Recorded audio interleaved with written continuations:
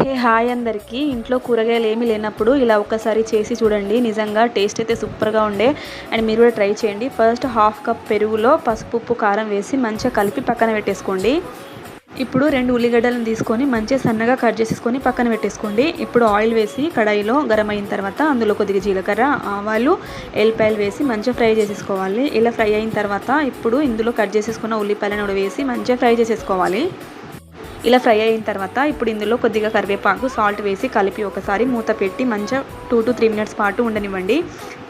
ఇప్పుడు మూత తీసి ఒకసారి కలిపి అప్పుడు ఇందులో కొద్దిగా అల్లం వెల్లిగడ్డ పేస్ట్, పసుపు, కారం, ధనియాల పొడి వేసి మంచిగా కలుపుకోవాలి. ఇలా మొత్తం కలిసే విధంగా కలిపి మూత పెట్టి ఒక 2 to 3 మినిట్స్ పాటు సిమ్లోనే ఉండనివ్వండి. మంచిగా ఫ్రై అవుతాయి. ఇలా ఫ్రై అయిన తర్వాత ఇప్పుడు ఇందులో పెరుగుని వేసేసుకోవాలి. ఇది వేసిన తర్వాత ఒకసారి కలిపి 4 to 5 మినిట్స్ పాటు మూత పెట్టి ఉంచితే రెడీ. నా ఛానల్ మీకు నచ్చినట్లయితే ప్లీజ్ సబ్స్క్రైబ్.